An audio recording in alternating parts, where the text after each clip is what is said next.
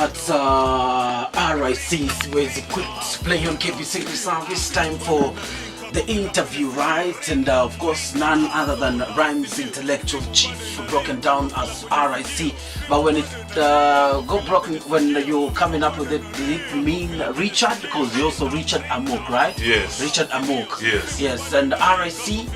Rhymes Intellectual Chief. Broken down, gotten from Richard. Basically, it was just a short form of Richard. Yeah. That's the initial. The initial, because it's not a name that I gave myself. Yeah, man. I was given the name by my crew. Yeah. So they just called me RIC, a short form for Richard. Yes. Yes. So later on, I devised the Rhymes Intellectual Chief. Yeah. Because I decided to look into myself. And I figured out, hey, I'm a rhymes intellectual. Whatever I rhyme about, yeah. You look at it deeply. It might be in metaphor, it might come out with satire, making some fun, but at least there's something hidden. There's some message in everything I do, yeah. In everything I spit. How did this develop? How did this develop? How did you keep on finding yourself intellectually in music? Intellectually in music. Well, I got exposed to a lot of people who have contributed a lot through reading. Mm-hmm. I basically got introduced into reading, and through the reading I discovered that every one of us has a purpose. Mm-hmm. And looking into myself, I was into the arts from a very young age. I was from nursery, I think I was performing. Mm-hmm. In parents' days. Gotten into high school, I was into primary school, into poetry, doing a lot of poetry, drama, and all that stuff. So when the Rhymes Intellectual Chief came in high school, the RIC was in high school. So when I joined the university and I was alone for some time, because I was not with my parents, I was not with anyone else closer to you. Yeah, anyone else closer to me. That's when I was discovering myself, and I figured out, hey, looking around, there was no one who was doing the rhymes like I was doing. We had people doing the street stuff, but there was no intellectual. Somebody maybe relating with academia was also doing the stuff. Yeah. So initially, my idea was to do the normal stuff that is being taught in schools, like the chemistry and so on, to be writing rhymes about the subjects. But I figured out the streets is not ready for that. It is not ready for some intellectual food. For chemistry, physics, and all of that. That was my idea initially. We'll get into that deeply on the relevance of what's the advantage of a miseducated MC, an educated MC, and educated MC, right? Yeah. Breaking down that. But first, wacha tuanze, right? Yeah, man. Ulikuwa shule, right? Ndio. Na ulianza kukariri mashairi. Ndio. Katika shule ya msingi. Yeah, of course nilikuwa naandikiwa. Ulikuwa unaandikiwa na walimu. Yes, tuambie ulipoanza katika shule ya msingi, vile ulikuwa ukikariri mashairi. Ndio. Na mpaka safari katika shule ya upili. Ndio. Where now ile formation ya rap kweli ilianza kuchukua form, ama ilianza baada ya watu kadha kujiunga na wale wenzako akina Brain kwanza. Ndiyo. Lakini tuanze katika shule ya msingi. Ukianza kwa vipi kariri mashairi katika shule ya msingi? Shule ya msingi kuanzia darasa la kwanza nilipata fursa kurepresent shule yangu wakati mmoja. Inaitwa Area Primary School. Back then ilikuwa inaitwa Kenya Primary. So after some time ndo akageuza to Area Primary School iko Mwembe Tayari pale. So hapo ndo nilipata fursa kupresent poem. Ilikuwa nasema I wonder why the sky is blue and why the trees are green. I wonder why the trees never go to sleep or something like that. Unaona, sikumbuki, but it was just something to do with wondering. So back then hapo ndo ni kama walidiscover pale high school, primary school. Of course nikaendelea hivyo. Class 5 kuna mwalimu alikuwa anaitwa Asachita akatuintroduce kwa mambo ya kwaya.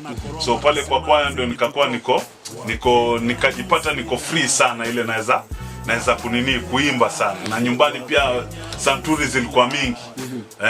Santuri zilikuwa mingi nini, but after wazazi walikuwa na muziki, walikuwa wanapenda muziki sana, lakini babangu kuna wakati alikuwa Nairobi wakati ule akitoka nyumbani sasa. So alikuwa Nairobi, kuna bandi ilikuwa inajiita Nairobi Matata. So hapo ndo alijaribu ku stint kidogo nao na gitaa nini na nini, lakini kidogo akapata fursa ya kwenda Dar es Salaam kikazi, hakuendelea tena. So akaenda Dar es Salaam. Huko ndo akaenda akapata na madangu pia huko kabisa. Mother ni mzao wa Tanzania. Mother ni mzao. Baba ni kutoka Kenya. Baba ni Diogena, Amok, sio? Yes. Kwa hivyo katika shule kisha ukamaliza shule ya msingi. So sikuendelea sana ile shule. Nikaenda shule nyingine kwa sababu wazazi walihama. So katika ile shule nyingine ndo mwalimu fulani pia akanidiscover kwa poetry sasa. Huyo ndo akaniingiza kwa poetry. Poem ilikuwa inaitwa Mother Kenya. Mother Kenya, yes, Mother Kenya, the beloved nation, the country overflowing with peace, love and unity, wakati wa Moi. Tukapiga ile Mother Kenya nini na nini, nikaendelea sana mpaka ma provincial. Provincial ndo wakati wa competition sikufaulu. Lakini pale nikajidiscover kumbe poetry niko poa, kwa maana ilikuwa nikisimama wanafunzi wote wanafurahi ile. So mimi nikawa naenda a step further. Licha ile mwalimu ametufundisha, mimi naongeza kitu kingine juu yake. Influence ilikuwa kutoka hapo nini hata siwezi nikaelewa, lakini sijui ni mimi mwenyewe tu ndani yake. But nilikuwa najipata mwalimu amenifundisha hivi, sijui ni TV sana ama mimi hata sielewi, lakini mimi najipata naongezea. So wanafunzi wakawa wananipenda, nikaendelea hivyo. But kufika 8 nikatuliza kidogo, tukafanya mtihani, nikarudi tena Baptist, Mombasa Baptist High School. Mombasa Baptist High School pale tukasukuma basketball ndo ikaniingia sasa pale. Ilikuwa ni shule ya basketball. So tukapiga ma basketball kufika form 3 ndo interest 95 hiyo ndo interest ya poetry kaniingilia. Ya poetry kaniingilia tena. But wakati 94 ilikuwaga ndo nilianza sasa mambo za kwenda jam session.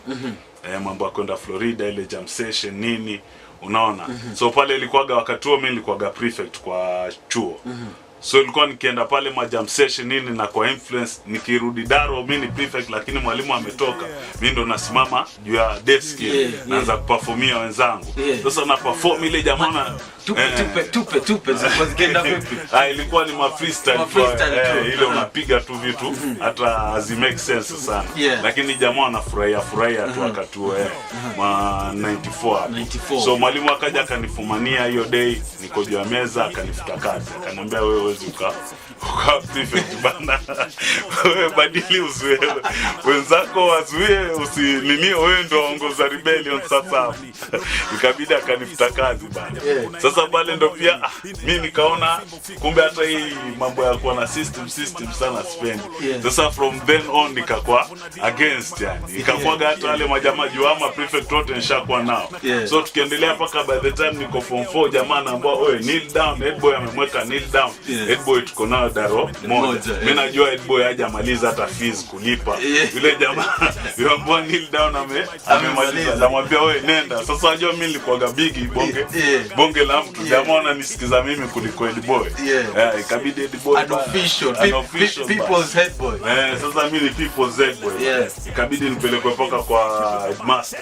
Headboy asema simheshimu, namwambia mimi namheshimu sana lakini nataka nimuogope. Na mimi siwezi nikamuogopa, mimi namwambia ukweli. Heshima nampa vizuri man. So hapo ndo nafikiri nikajidiscover ile, napenda kuongea against oppression nini hapo ndo alafu nilikuwa nimekuwa introduce na hizi mambo za kina jamaa wale wa Stato Civil Society. Nilikuwa nimekuwa introduced kwa hizo makaseti nini. Alafu sasa ndio nikaanza kuona sasa kumbe hivi ndio wako kunaendaga, hivi ndio wako kuna kwaga. So 95 tukawa Brain alikuwa amekuja mtaani 94. 95 tukakuwa naye chuo moja. Alikuwa amekuja kutoka Bongo. Alizaliwa kule. babake pia vile kama babangu alikuwa kule, babake pia alikuwa huko time fulani. So the mother pia alikuwa huko. What is it? Lakini kama hakuja na mamake, ni kama mzee alikuja hivyake. Mzee alikuwa Kenya lakini mamake ndo alikuwa kule. Babake ni wa Kenya. So akakuja, so it happened kwamba babake Brent tulikuwa tunapoa naye mtaa moja bomb. Sasa hapo ndo tukakutana na Brent. Sasa lakini hatukuwa close vile sana, ilikuwa vipi fresh, lakini kimcheki amona jamaa hivyo. Ukimwona siku za kwanza alikuwa vipi? Kwa jamaa fulani apiga alikuwa tu jamaa na maneno zake tu na design zake, yani ukimcheki tu utamwona huyu kwa kivyake.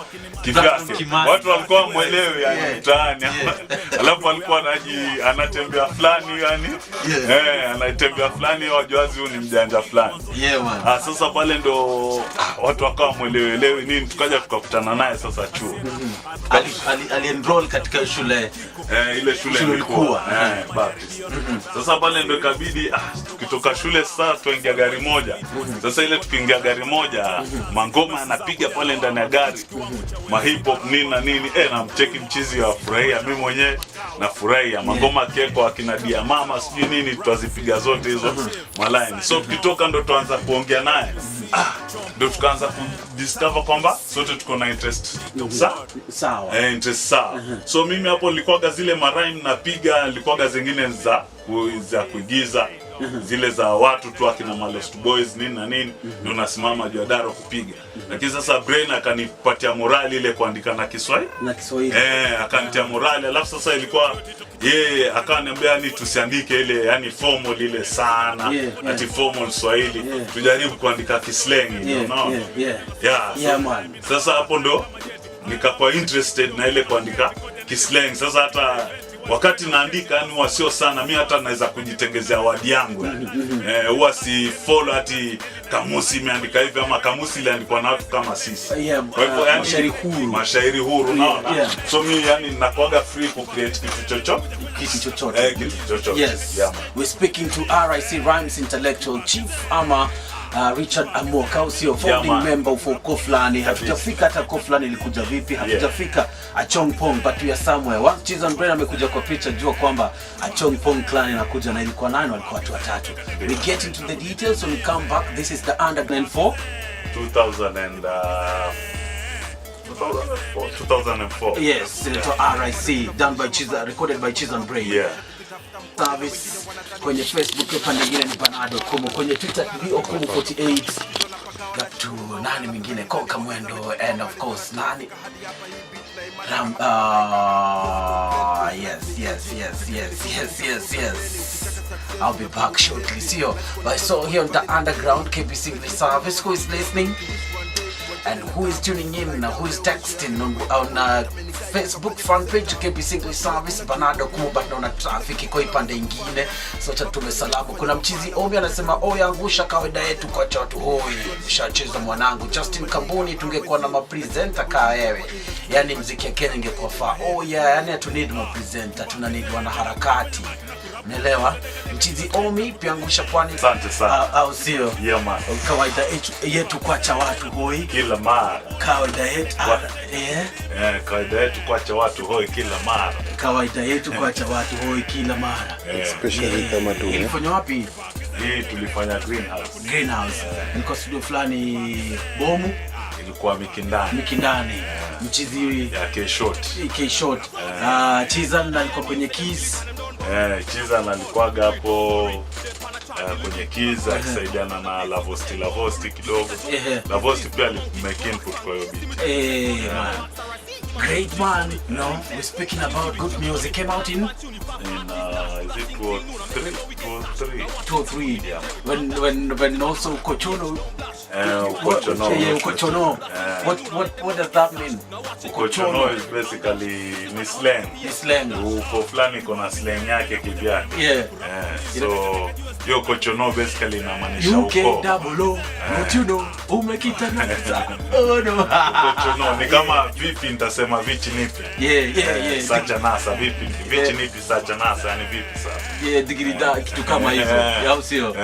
Man. Sasa hizo ni maslang tu za uko. za kuweza je, kulikuwa na need ambayo ilipush mko na slang? Kulikuwa na need ya kuwa na slang? Ile self identity, unajua being proud of who you are. Unajua hip hop is all about, sio lazima yani what you're saying, it's not about conformity. Unaona? So yani I have a right pia mimi ku create kitu yangu. Unajua ili kama hapa za result of watu wengine kuonekana kwamba wametengwa. Hawezi ku afford shule design fulani, hawezi ku afford kwenda kwa music academies, hawezi ku afford kwenda, unaona. So at the end of the day tuna create kitu yetu wenyewe ambao tutakuwa proud nayo, ambao sisi wenyewe tunaielewa, sisi wenyewe tunasupportiana, unaona. Such that mpaka wale wenyewe watu ambao walitutenga mwisho wanaona da wasogee juu kitu yetu iko interesting sasa. Unaona? Na sasa tunaifanya na fun ile nini, yani more fun, ndio hakuna rules ni zetu, hakuna rules za mtu mwingine, unaona. So that's all about it. Kwa hivyo hiyo Okochono it's in that spirit yani, and unapata uko tuko na slang yetu kitu kama hiyo. To keep the vibe going in the best way you know. Exactly. How sio? Yeah, man, speaking to RIC Rhymes Intellectual Chief founding member uko fulani, how sio 95 ndo alianza kuroga ili apate za mboga vile kama usema. Nilianza kitambo lakini 95 ndo yani nilijijua vizuri. Wakati tulikutana na Brain. But hapo kitambo mimi nilikuwa na rap tangu 1990. Nilikuwa na rap tangu niko primary school. Ilikuwa ile time za support ile. Nilikuwa na rap hizi za watu wengine ma copywriter kina Tabo B. Zile Mary had a little boy. Unaona, Mary, the girl of the party, pretty face, fantastic body. On the street, girl is fine. Mission, make your mind. So I stepped into a shadow before I could speak. She walked right by me, frozen. I lost my cool, out of the groove. What's my next move? Should I chill? Should I follow? Heart is pumping, I feel hollow. Thought I would make it if she would stop up. Nilikuwa na miaka 12. Sasa hiyo ndo yangu ya kwanza kuandika, ndio mpaka leo iko kwenye akili. Man, now in 95 from 3 everything is coming out. Pale ndo sasa kukutana Brain, ndo nikaanza kujielewa sasa ile kuanza kujiandika mwenyewe, because Brain alikuwa exposed. Unajua TZ alikuwa mbele yetu. Culture hip hop. Nilikuwa mbeleni, nimeenda 92. Nikamsikiza jamaa fulani alikuwa kuna Vanilla Ice alikuwa na nyimbo yake ile Ice Baby. Din din din din din din din din. Sasa TZ kule jamaa akawa yapiga barafu mtoto mtoto, unaona. Sasa mimi nilipokuja ile ndo nikajua kumbe jamaa by 92 TZ walikuwa tayari wana rap kivyao na Kiswahili, unaona. But sasa haikuwa ile ki street ile design ya hip hop, tuseme ilikuwa tu kama rap, but haikuwa na message ile. Kwanza unit kidogo ndo alikuja na sasa message ile nini nani. So Brain alikuwa exposed because alikuwa ameshaka kule, unaona sana. Mimi nilikuwa jamaa wa Kenya, na by then Kala Mashaka pia walitokea, nafikiri mida hiyo mida hiyo. So pale ndo nikajijua sasa, ndo tukaanza kuandika. In fact rhyme yangu ya kwanza tulisaidiana naye kuandika, aliniandikia akanipatia. Mimi kwenda zangu vile alikuwa ameandika nikai twist nikaweka maneno, nikatoa kitu kingine tofauti, unaona. So but from then on sasa ndo nikashika touch. Ndo tukaendelea hivyo. Alafu sasa this 95 wakati mliform sasa wewe na Chizam Brain mkaforma Chongpong Clan. Tukaforma Chongpong Clan pamoja na jamaa fulani anaitwa Njambamen wa mtaani. Yeye alikuwa mkubwa kutuliko. Alikuwa ametuzidi kiumri kiasi. Wakati huo mlikuwa mnakutana, mnafanya mazoezi, labda mlikuwa environment ilikuwa vipi wakati huo? Mko form 3, mmeform kikundi cha hip hop Chongpong Clan. Jina lenyewe limetoholewa kutoka ni patwa, sio? Man. Sasa environment yenyewe ilikuwa tricky kidogo, kosi ilikuwa hatuwezi kufanya hivi waziwazi cause bado tunasoma. So kulikuwa na mimi na Brain tukitoka shule tunapiga mazoezi zetu, tulikuwa tunaenda Likoni kule kuna place ukishuka hivi kuna beach kwa mawe wa jamaa wakaenda Mombasa wanapenda kupiga picha kule chini Likoni. Sasa huko ndo tulikuwa tunaenda.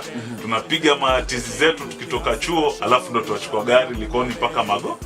Sasa tukiingia home ile giza ingia saa zingine tuko na Brain ile tutakutana na babangu asharushia mangumi kidogo nimeepa. yani ile naingia home usiku. Hivyo yani tukasukuma sasa ilikuwa tu organize mapati pale mtaani. Kulikuwa na gorofa fulani hapo ndo neighborhood jamaa wanachanga, alafu tunakutana tunapiga mashow. So mostly ilikuwa tunapiga show hapo na variety shows hizi high schools. Wakiwa na variety show wanaita watu wa talented wanakuja. So tukakuwa tunazunguka hivyo, tunaenda to fellow high schools tukipiga mashow hivyo. Mpaka by the time tukimaliza chuo. Mkamaliza chuo. Sasa wakati mlikuwa Njamba Men Chism na ikiwa Achongpong Clan, originally kwa watu watatu. Tulikuwa watu watatu. So by the time tukimaliza chuo ndo tukakuwa introduce pale YCC. Hapo town CBD Mombasa kuna place inaitwa Youth Counseling Center. Sasa ile kutoka tukaona kukaa mtaani sana ile sio vizuri, tunaweza kwa influence na vitu fake ile unajua tena umemaliza chuo vices. Sasa ndo tunaenda pale Youth Counseling Center. Si ati tulikuwa na matatizo yote, hapana. Ni place tulikuwa ma youth wana safe exactly. Ilikuwa ni safe space. So kulikuwa na games pale nini. So sisi ndo happen kwa watu the only people ambao ndo tunapiga nini, tunapiga hip hop, unaona. So tulikuwa favorite sana kukiwa na event, kukiwa na nini, tunakuja tunaitwa tu performie watu. Wakakuwa pia wakatu expose pia kwa other places. Tukakutana na DJ Scene. Siwezi kumsahau DJ Scene. Huyo ndo alitushape sasa kuperform. Kwa maana sisi hatukuanza na kurecord. Unajua artists wengine walikuja na kuanza kurecord. Sisi tulianza na kuperform. So ilikuwa tunaandika vitu alafu tunaenda tunaperform. Tunapiga tizi kwanza kwa kina Njamba Men. Kwa kina Njamba Men kulikuwa free. Tupe sound ya Achongpong Clan back then. Mara moja, Achongpong Clan. I check the style from the crazy rhyme man. I check the dialogue from the diaphragm, my man. Mara moja, Achongpong Clan. I check the style from the crazy rhyme man. I check the style from the dialogue. I check the style from the dialogue. I dig the him coming, I big the back and drumming. Na shika microphone na kama kazi na jigidi jumping. Na wacha hizo zile zikuwa. Achongpong Clan once again to pound the chat to the summit. Give me the microphone na niko juu nataka kutisha. Shikeni zen roll. Ni RC on the mic nami nataka paka cho. Tell me how you feel about coming to Magongo once again. Look up below my flow hit to brain na kipaji. Na bado mina train kama APC. Na mwaga slang I'm coming through juu. Nikina mwaga vitungu tangu wa Achongpong Clan. Dude mbwa mshikaji na kufunza mina dunda. Vijal tunavunja. Paka mina kufa RC mina sifu. Magongo juu, Magongo juu, Magongo juu. Hiyo ndo ilikuwa sasa jirapu hilo. Hiyo ndo ilikuwa sound au sio? Hiyo ndo ilikuwa sound. Man, let's listen to Ala Zaskika, Achongpong Clan, RIC ndani ya nyumba mwanangu siende mbali. And that's Kama and Gucci P playing on KBC Service and on Facebook fan page and on Facebook on the posts here, Orushwari is around one of the big fans, so he shook kutoka Mathare North asked what's your favorite collabo? This one, man. Kama and Gucci P. You know, if you know what I mean, right? And somehow it always happens that wale MCs wanakuaga na hiyo mzuka fulani, they always your attraction inakuaga yani the life pose, unajua tena, you know, watu wale wako na same vibe and stuff, they always like just like Agano and Labala, you know, your vibe the street ilikuwa kwa sana ama vipi na maflow na mambo kama hiyo kwa sikiza in the formative days. Then you'll understand what I'm speaking about. KBC English Service, 8 minutes to the hour. And this is the underground with me, Bernardo Kumu, RIC ndani ya nyumba. RIC, welcome back. Yeah, thank you, man. The song evokes memories. Yeah, kabisa. Inaleta memories, sio? Inaleta memories yani. Yeah, man. The time ya tukifanya hizo projects. Ya za nini, greenhouse. Recipe za nazi. So hiyo ilikuwaga time nyingine special sana. Juu takuja kuwa na time kama hiyo tena. Tangu hiyo time moto ulikuwa unawaka. Watu walikuwa wanafanya nini? Mzuka ulikuwa unatoka hapo? Mzuka tuseme live, watu walikuwa wamepitia live sana. Unajua watu walikuwa washakuja wameishi Nairobi. Watu wa Nairobi washakuja wameishi Mombasa. So yani alafu sasa tumecheck situation inaitwaje media kidogo ikaanza kulenga hip hop nini. So yani ni kama ilikuwa watu wako katika unasikia watu wajielewe yani. Lakini sasa vile wako na ile love bado wanasema acha tufanye hivyo hivyo. Na watu walikuwa wachanga, sio 17. Watu walikuwa wachanga wakati huo. Lakini sasa vile life imeshakufundisha zaidi. Ukaona vile kunaendelea. Man. We speaking to RIC kutoka ukoo fulani ndani ya nyumba na tunaongelea juu ya muziki. So RIC. Man. Here we are now, you know.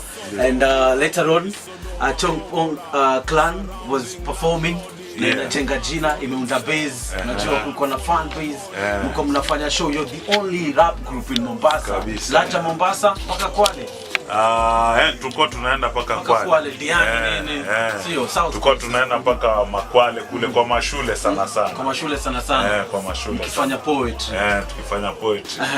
Around, so how did Uko Flani come? How did the rest of the members? How did a Chong Pong Clan metamorphose into Uko Flani? So tuliendelea hivyo up to the time sasa tukaanza kwenda kwa clubs. Kuanza kwenda kwa clubs pale 96.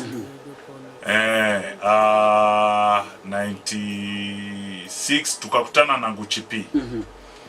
Tulikutana na Nguchi P hiyo time. Wakati wa competition hizi. Tukaendelea hivyo tulikuwa tunajuana tu ile tukikutana club, huyu anaishi kwa Ola, mimi naishi mwisho Bomu. Huyu jamaa kwa Ola, so tunajua sote tutoka Magongo. But huyu Magongo kwa Ola, mimi Bomu, Magongo Bomu. Sasa tukaendelea hivyo mpaka 97 mpaka tukajuana sasa. Nguchi akayo aja kwetu home, mimi naenda kwao home. Tukakuwa ma friend hivyo tulikuwa na kina jamaa fulani hapo anaitwa Karaoke na brother yake. So by that time akina Nguchi walikuwa na group inajiita GWM. Alikuwa ni Nguchi na jamaa fulani anajiita Morris. Wakati nikijuana na Nguchi walikuwa na Morris. GWM Gangsters with Mawazo. GWM kitu kama Gangsters with Mawazo. But ilikuwa pia Bongo kuna the same. Gangsters with Matatizo. So alikuwa Gangsters with Mawazo. So tukapiga ile tukishindana. So wale pia walikuwa wanapiga style yao ilikuwa ni rhymes zile kama za Lost Boys. Yani wana flow vile yani. To the beats. Lakini sasa wao wanaipiga Kiswahili. Yani tuna stroll tukitafuta mabi tukanyuma ebedo litafune akimanga. So ukicheki ile hiyo flow ya Lost Boys. Sasa ukisikiza Lost Boys pia anapiga hivyo lakini na kizungu.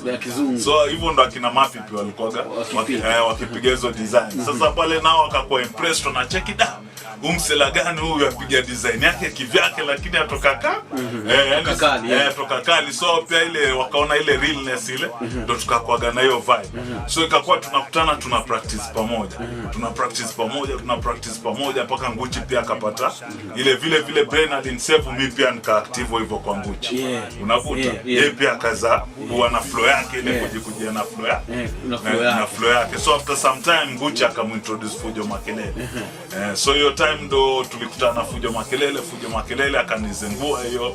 Alikuwa gani yake ni nani Tupac ile. Gangster Beach. Ile ipiga natafuta mhuni mal. Mimi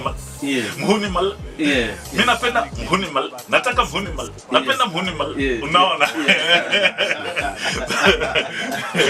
Sasa pia akanizengua hivyo. Akakutoa jamaa pia hip hop yani stand pale stand tukajuana. So within that short stint hapo ilikuwa ni 90 tukajuana 90 na kina Fujo Makelele around 98.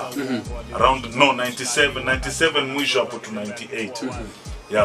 But hatukuwa close vile sana. Katika hiyo 98 mwisho mimi nikakuja Nairobi sasa kwa ajili ya mambo kole. During that time nikikutana na Nguchi P, Brain alikuwa hayuko. Alikuwa wamestruggle. So by that time kuna jamaa fulani it's important nimtaje anaitwa Daddy Z. So Daddy Z pia ni jamaa mtaani wa hapo Bomwest. So yeye ndo akakuwa ametokezea sasa wakati Njama Men hayuko na Njama Men alikufa morali. Kitu cha kwanza cause yeye Brendo alikuwa anamuinspire sana. Ni vile umesema kama Agano na Labala. So kuna vile vibe ilikuwa inaingiana sana na Brain. So the moment Brain alivyoenda alirudi Mombasa, alirudi TZ. Actually alikuwa huko Ocha kwao. Because hapo amekuwa Ocha sana. So ni kama ile mbuyu akamwambia Fresh ukienda Ocha ujue na watu wa kule nini, ujue pia kabila wa home nini. Pia yeye alikuwa ataka ile adventure, unaona? Akaenda. So hapo ndo tukajuana na kina Mapipi nini na nini, tukasukuma. Mimi nikaja nikaitwa Campus. So nilipokuja hapa Campus akina Mapipi na jamaa fulani anaitwa Dunga. Dunga ni jamaa alikuwa anasoma na Daddy Z.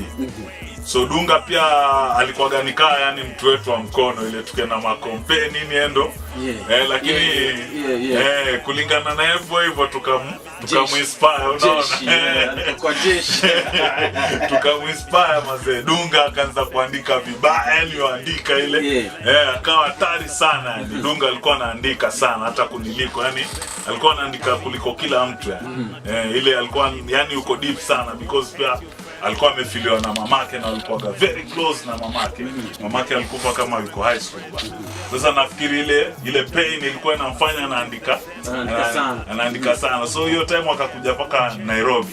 So alikuja Nguchi na Dunga. Nikawa naishi nao kule nini Juja. Ulikuwa JKUAT. Mimi nilikuwa JKUAT pale. Ukisomea IT. Nilikuwa nasomea IT. So pale ndo akina DS kuna jamaa hapa Afya Center alikuwa anaitwa DS.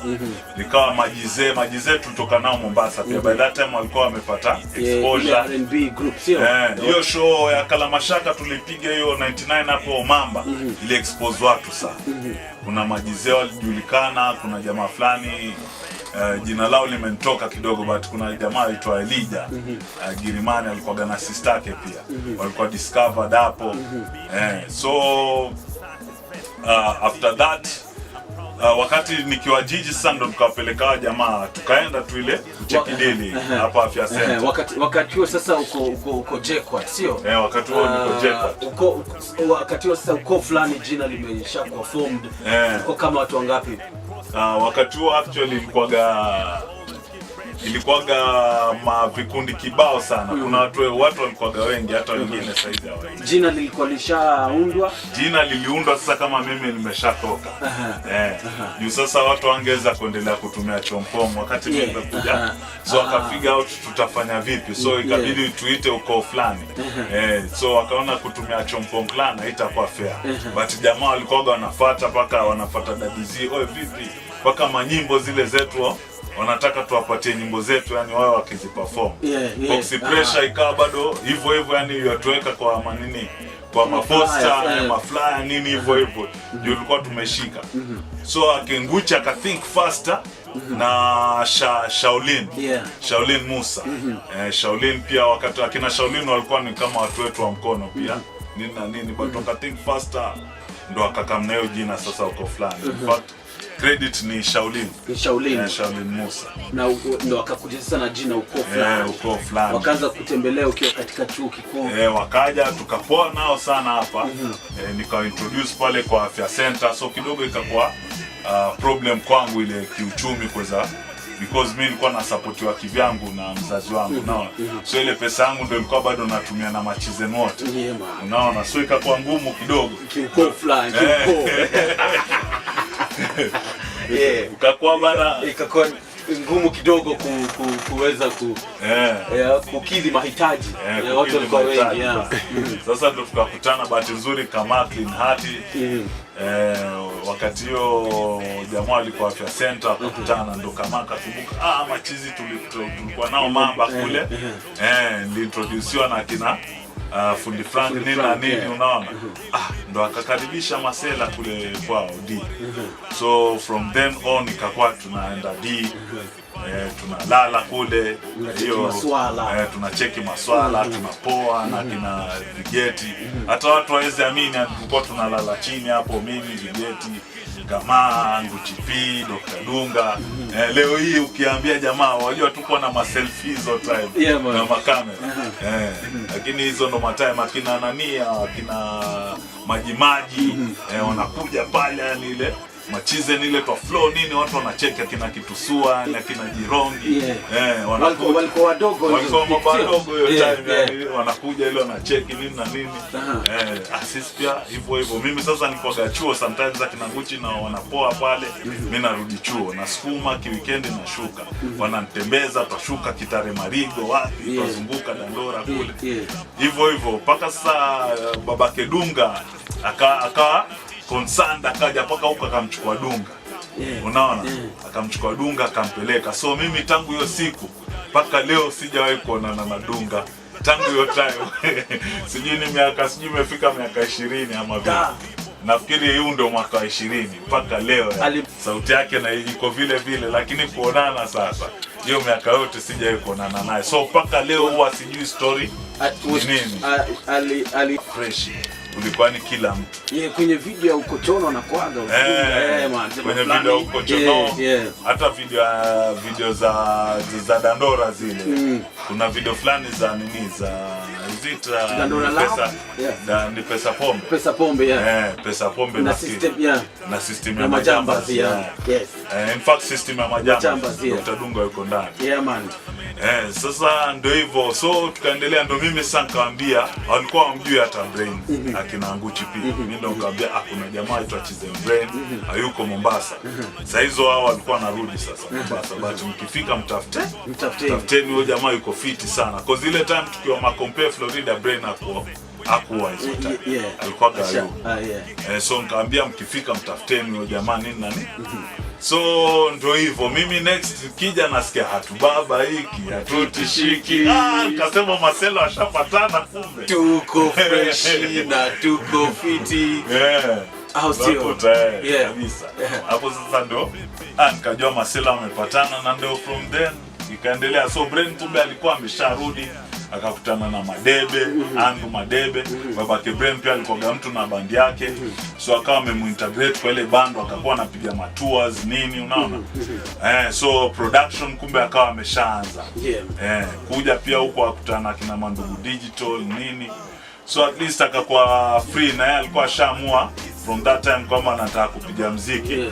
So akaendelea hivyo piga na machize na ukoo. So ndo kikundi kimeongezeka, watu wakakuja wengi. So hata mimi wengine tukaja tukajuana baadaye. We're speaking to RIC. Let's listen to hip hop Ningao au sio uko flani, and when we come back we'll also listen to Tuko Fresh na Kitusua inaitwa Shuka Mistari. So play on KBC English Service, the underground. And big up to Gloria Mwai, big up to Nyolo Tuma, nasema 180 Kolokta mbaya sana. Shout out to G Gang, big up to G Gang au sio. Bless Msupa na kuona Mato Naxis snack za kufanya naye project moja. Uko open kwa project ama unasema vipi? Niko open kwa project tufanye. Tuko hai, kwani tuwafanya nini? Unapatikana vipi labda? Mimi napatikana kwa Facebook na respond email ni ricyahuma@gmail.com.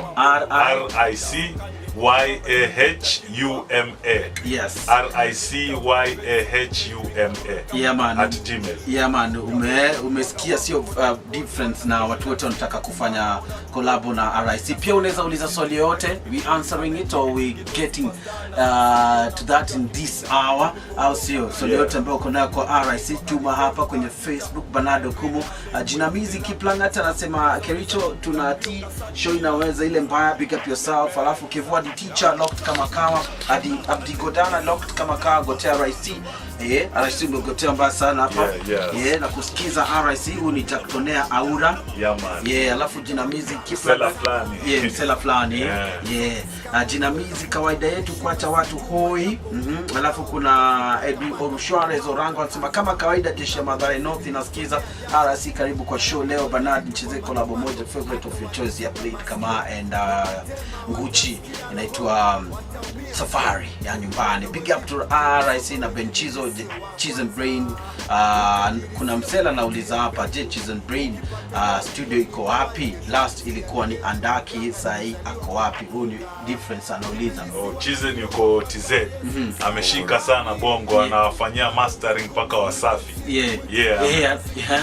Yani sahi Bongo ndo kusema mastering zake ndo zinaaminika. Kwa hivyo amefanya projects na akina Mr. Blue, Jinako, akina Saluti, ambao pia project yangu upcoming project nafanya naye collab ni artist wa Brain pia. So moja ametumia matracks pia Brain, nitaenda huko hivi karibuni tufanye ma project huko. Sio? Big up yourself. Na pia unasalimia Sango bro, asalimike Outer Malindi. Man. Sango poa sana msela. Alafu Msiruma anasema of course Kericho ndani ya nyumba gotea huyo legend cheza kipaji Street Bullets na chikiniaje. Musa akamwafa anasema big up the legend, salute Zambezi represented. Big up yourself Musa and Gidi Nyaga. Big up to RIC blessed anasema big up Jibaba show kali sana, nasikiza nikiwa Nyeri. This is story of my life Ngiria Miti tunaniaje. Abdullah Kipkemboi Kiboga anasema hi Bernard, thanks for promoting local talent, that's the way to go, listening to you loud and clear from Flax and Elgeyo Marakwet County.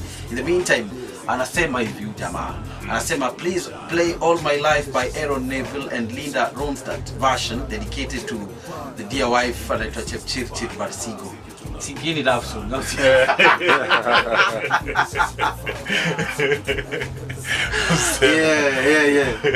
Anajua tuna promote art, tuna promote matali, lakini anaomba acheze some Aaron Neville. Lady hardcore sana.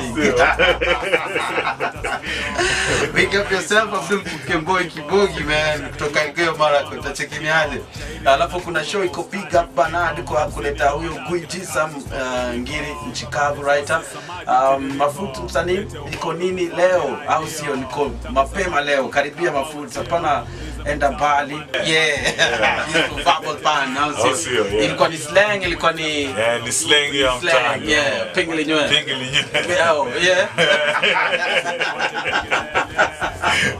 If only they saw what why we are laughing, unajua.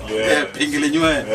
Man. JB Prince Bunga anasema second edition ya 2019 imegonga nipo niangushie siku moja by Johnny Vigetu. Ipende tama ipate vijana wenzangu.